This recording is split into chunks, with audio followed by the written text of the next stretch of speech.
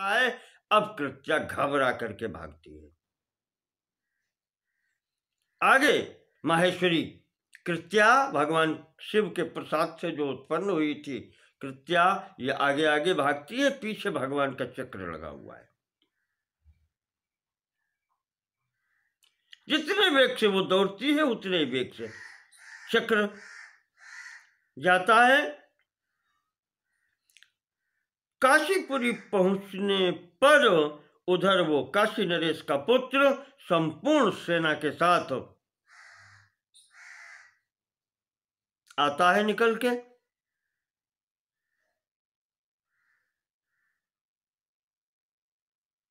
तो अब हुआ क्या, भगवान तो थोड़े ही थे, चक्र है लगा हुआ पीछे।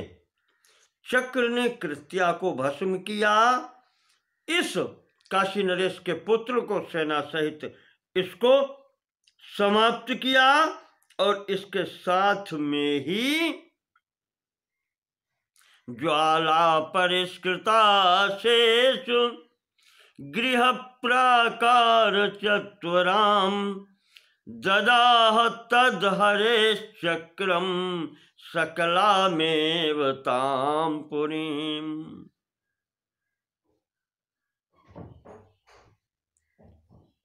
इतनी सुरक्षित नगरी थी भगवान शिव की, फिर भी भगवान के उस चक्र ने अपनी अग्नि से अशेष गृह प्राकार चतुराम, कुछ छोड़ा नहीं। घर, नगर, किला, प्राकार यानी कि उसकी बाहरी दीवार का सब कुछ भी नहीं छूटा, वहां पर सब जल गया। मनुष्यों की बात क्या कहें, घर परकोटे और सब जल गए, कुछ बचा नहीं, भस्म, पूरी काशी भस्म हो गई। संपूर्ण काशी नगरी भस्म करके चक्र द्वारकापुरी भगवान के पास आ गया। इस प्रकार से काशी का दहन हुआ। मैत्रेय जी पूछते हैं कि प्रभु, हमने सुना है भगवान कृष्ण ने ये भीषण कार्य किया, बलराम जी ने भी हमने सुना है कि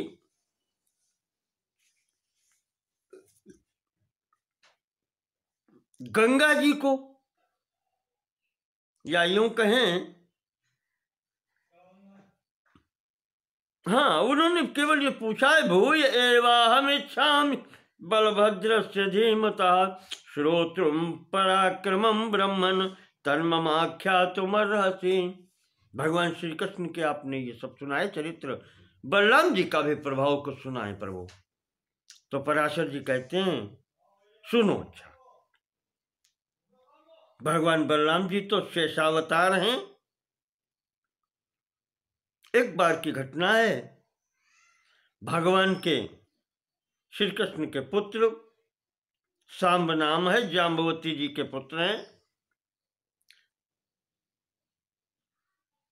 सुयोधनस्य तनयाम स्वयंवर कृत क्षणाम। हस्तिनापुर में सुयोधन की पुत्री लक्ष्मणा का स्वयंवर हो रहा था।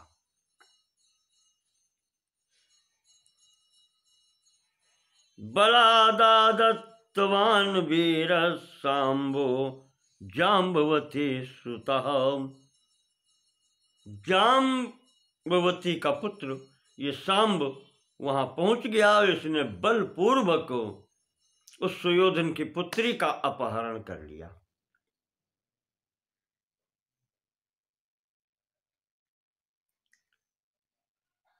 तो जब दुर्योधन के या सुयोधन की पुत्री का अपहरण किया स्वयंवर भूमि से, तो वहां तो संपूर्ण वीर हैं, भीष्म, कर्ण,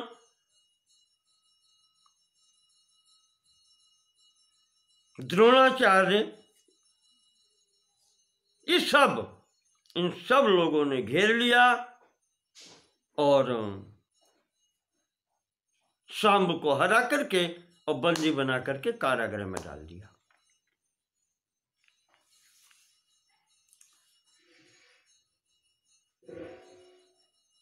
श्रीमद् भागवत में भी कथा आती है इनकी कि ये सब जब हो गया,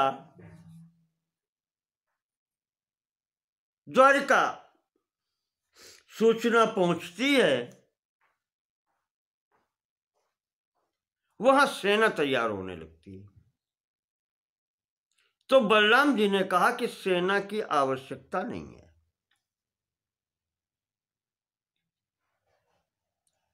देखो सुयोधन ये मेरा शिष्य है और मैं समझा दूंगा, वो मान जाएगा। ये यहां पर द्वारिका में उन्होंने समझा दिया, सेना शांत हो गई। भगवान ने कहा ठीक है आप ही देख लो। तो बलराम जी हस्तिनापुर पहुंचते हैं, नगर के अंदर न जाकर के बाहर ही रुक गए और सूचना भेज दी कि बलराम जी आए हैं। तो दुर्योधन इत्यादि जितने लोग थे वहां पर, दुर्योधन के तो ये गुरु हैं, तो विधिवत आकर के उसने अर्घ्यपाद्य इत्यादि सत्कार किया।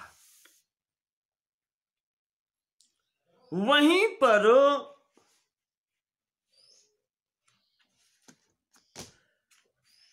बलराम जी ने अपना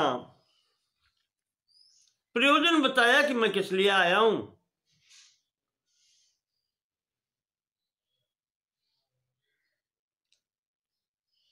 गृहीत्वा विधिवत सर्वं ततस्तानाः कौरवान्। वो आदर सत्कार ग्रहण करके महाराज ने, बलभद्र जी ने कौरवों से कहा, आज्ञापयत उग्रसेनः सांबम आशु विमुंचतो। देखें आप, वो कहते हैं कि हमारे महाराज उग्रसेन की आज्ञा है कि आप लोग सांब को तुरंत छोड़ दीजिए।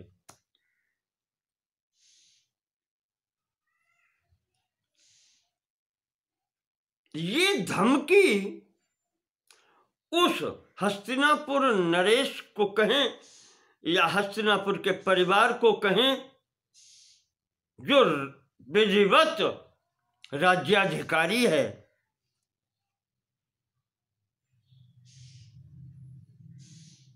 उसको सहन कैसे हो। भीष्म हैं, द्रोण हैं, कर्ण हैं, दुर्योधन हैं, संपूर्ण मंडली खड़ी है।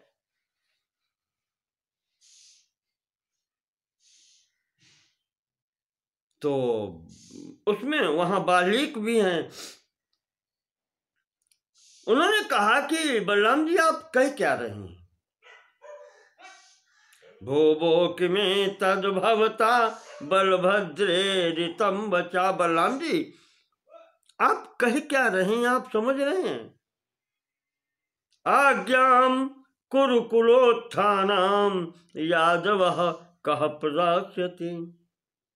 हमारा वंश और आपका वंश, आप यदुवंश में उत्पन्न हुए हैं और हम पुरुवंश में उत्पन्न हुए हैं, जिसमें आगे चल करके महाराज कुरु उत्पन्न हुए और वो वंश हमारा है। अर्थात राजा महाराजा जो कुछ भी हैं वो हम हैं। यादव हमें आज्ञा कैसे दे सकते हैं।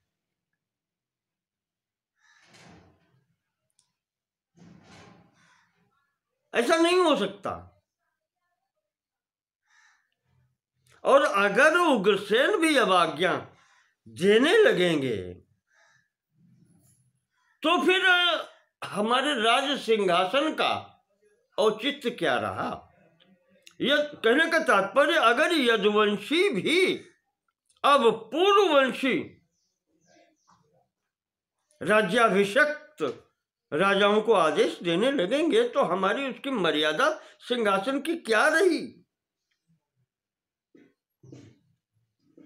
इसलिए बलराम, जो तुमने कहा वैसे शायद विचार करते, पर आपने कहा है कि उग्रसेन आज्ञा देते हैं, हम आज्ञा सुनने के लिए नहीं हैं। इसलिए बलराम जी, अब आप वापस चले जाएं। न विमोक्ष्यामो उग्रसेनस्य शासनात्। इस प्रकार उग्रसेन की आज्ञा का पालन यहां नहीं होता, न होगा।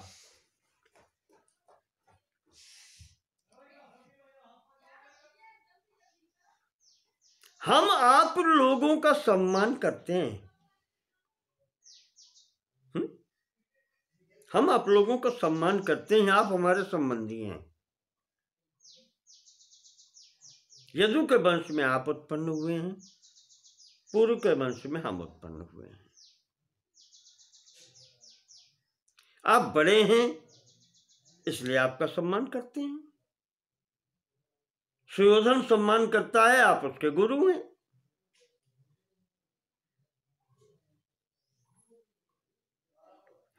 पर जो मर्यादा महाराज ययाति के बाद से प्रारंभ हुई थी कि राज सिंहासन पूर्व को मिलेगा, उनके वंशजों को मिलेगा, तो उनके समक्ष यदु, तुर्वसु, द्रुहु, अनु, इन समस्त लोगों को झुकना पड़ेगा।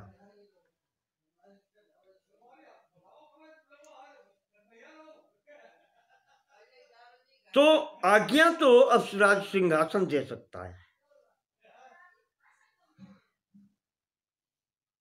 अन्यथा और कोई नहीं दे सकता। इसलिए और हमें ये लगता है हम आप लोगों के साथ में संबंध भी बना लिए, साथ उठते बैठने लगे। इसमें गर्वम आरोपितायूयम, बलराम जी लगता है आपके अंदर गर्व आ गया है, इस कारण से समानासन भोजन, बराबर के आसन पर बिठा लेते हैं, साथ में बैठ के भोजन कर लेते हैं। को दोषो भवताम नीतिर यत् प्रीत्या नावलोकिता। क्या कहें बलराम जी, अब ये दोष तो हमारा है, इसमें आपका कोई दोष नहीं है कि हमने वो मर्यादा का पालन स्वयं नहीं किया जो आपको अपने बराबर पर बिठाया, आपका सम्मान किया, तो आपको तो गर्व हो ही जाना चाहिए। और ये हमने जो आपका आदर सत्कार किया है प्रभु, सीधे कह रहे हैं, कहा ये हमारा कर्तव्य था, आप हमारे यहाँ आए इसलिए किया है, कोई आपसे डरते नहीं है। ये सब सम्मान आपसे डर के कारण नहीं किया है। ये जो कहा पराशर जी कहते हैं, और ये भी कह दिया,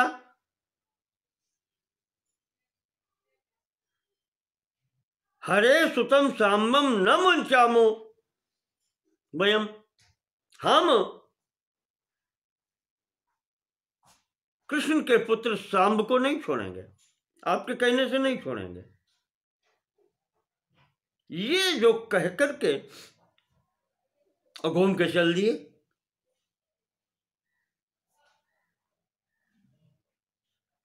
जैसे ही ये घूम के चले, महाराज जी ने, बलराम जी ने वहीं पर एक पैर पटका, उत्थाय पार्ष्ण्या वसुधाम जघान सहलायुधा। जैसे ही पृथ्वी पर अपना पैर पटकते हैं, कहते हैं ततो विदारिता पृथ्वी, वहां पृथ्वी फट गई। इतने क्रोध में भगवान बलराम जी ने जो पैर पटका, पृथ्वी फट गई। चारों तरफ से वो फटने की, कड़कड़ाहट की जो आवाज हुई है, उसी समय उवाच चातिताम्राक्षो भ्रकुटी कुटिलाननहाम, तिरछी भ्रकुटी करके क्रोध से बलराम जी बोले, अहो मदाव लेपोयम असाराणाम दुरात्मनाम, कौरवाणाम महीपत्वम अस्माकं किल कालजम। कहते हैं कि देखो, ये कौरव जो हैं, इनको राजमद इतना हो गया है। असाराणाम मदावलेपोयम, अवलेप गर्व और मद दोनों इस प्रकार से हो गए हैं। ठीक है, कौरवाणाम महीपत्वम, ठीक है, कौरवों को राज्य पद प्राप्त हुआ है, पर अस्माकम किल कालजम, और हमारा जो है कालजम, समयानुसार हमें आज शक्ति प्राप्त है। आज हमारा समय है, समय के अनुसार हमें शक्ति प्राप्त है, और हमारे राजा उग्रसेन हैं। उग्रसेन से ये नाज्ञाम मन्यन्ते ज्यापि लंघनम, और ये जानते हैं कि शक्ति है मुझ में अपनी बात मनवाने की, और फिर भी ये हमें आज इस प्रकार से ये दिखलाते हैं, मतवाले हो रहे हैं। इतना गर्व इनको हो गया कि ये मूर्धाभिषिक्त राजा हैं, ये देख नहीं रहे कि हम क्या हैं।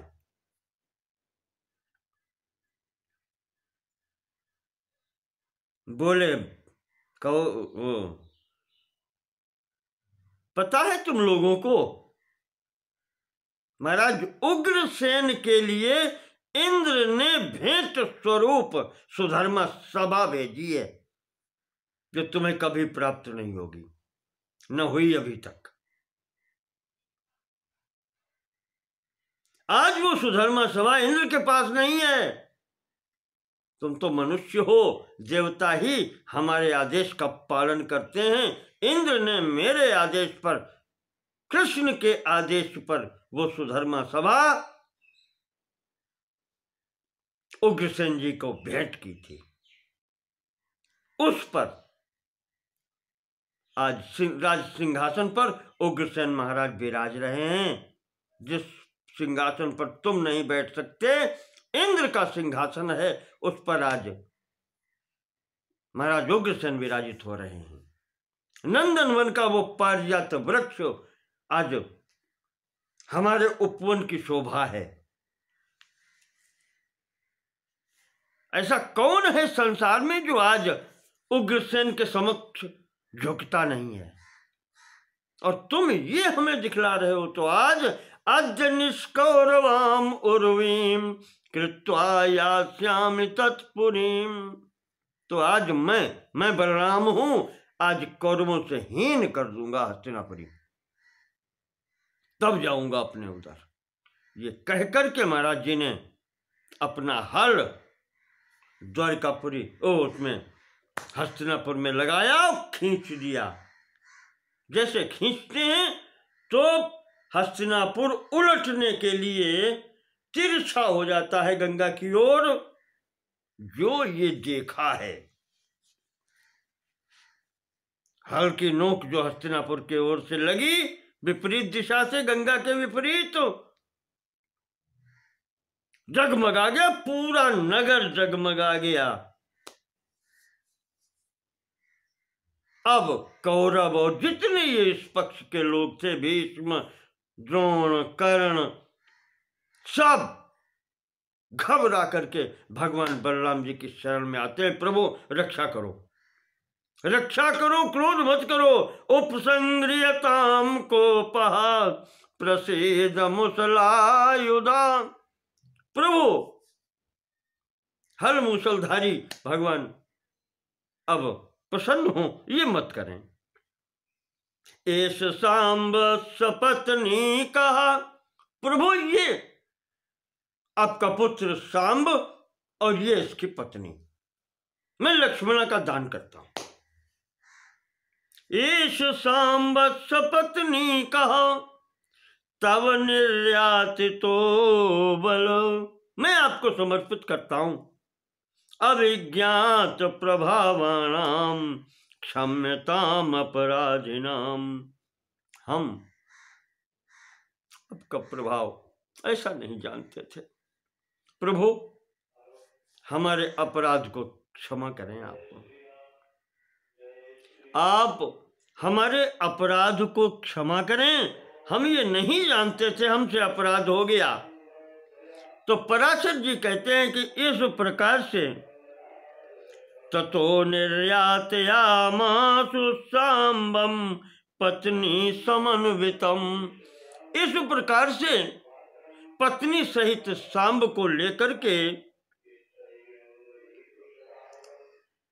निष्क्रम्य स्वपुरातूर्णम कौरवा मुनिपुंगव, कौरवों ने सांब को उनकी पत्नी सहित लाकर के नगरी से बाहर आकर के भीष्म द्रोण कृपादीनाम प्रणम्य भजताम प्रियम। भीष्म द्रोण कृपाचार्य जितने भी लोग वहां पर थे बलराम जी के पास आए और प्रणम्य भजताम प्रियम, सुंदर वाणी से उनको प्रणाम निवेदित करते हैं। तो बलराम जी भी कहते हैं शांतमेव मयेत्याय बल दे बलो बलवतांबरः।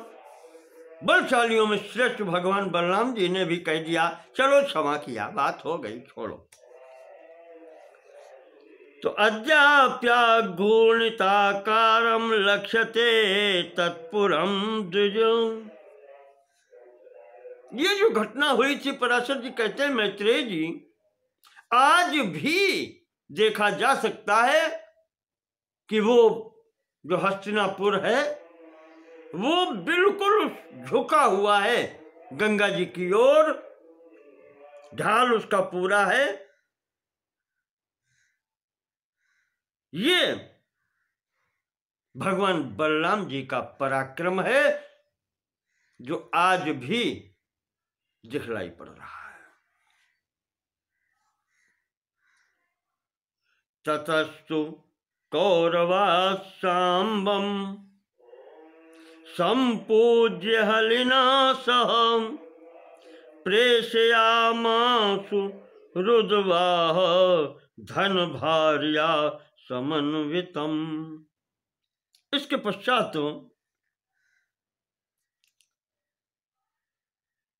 बलराम जी का भी पूजन हुआ और विधिवत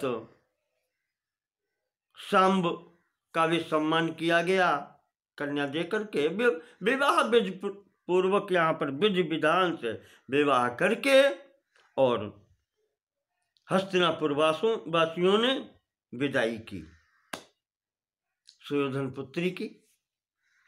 यहाँ पर विवाह के पश्चात विदाई की गई। घर पर आकर के महाराज जी कुछ दिन रहे। एक दिन एक द्विवेद नाम का बानर, ये इस पौंड्रक का भी मित्र था, शिशुपाल दंतवक्त्र का भी मित्र था, ये नरकासुर का भी मित्र था। ये वही द्विविद है जिसने राम की सेना में उस समय सुग्रीव की सेना में था और इसने राम के तरफ से युद्ध किया था। आज समय विपरीत जाते हो देर नहीं लगता, आज इसका भी मस्तिष्क खराब हो गया, दूषित हो गया। यहां ये आकर के इसने कहा कि मैं द्वारिका को नष्ट कर दूंगा। इसने मेरे मित्र नरकासुर का वध किया है और इसने आकर के द्वारिका में उपद्रव मचाना प्रारंभ कर दिया।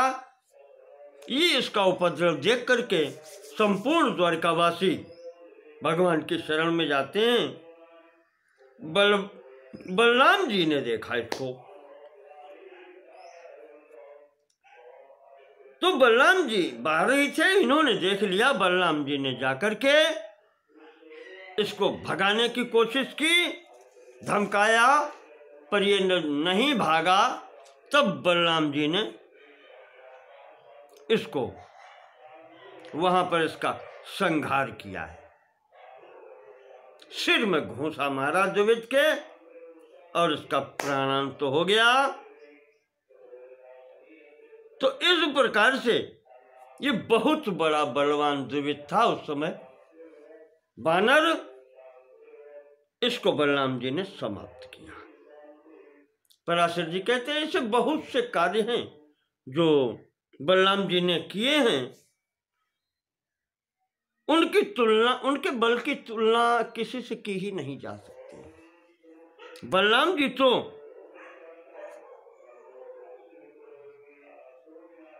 बस बलाधिकम के कारण ही बलराम कहे जाते हैं, उनकी कोई तुलना नहीं है संसार में। इस प्रकार से ये पूर्ण होता है।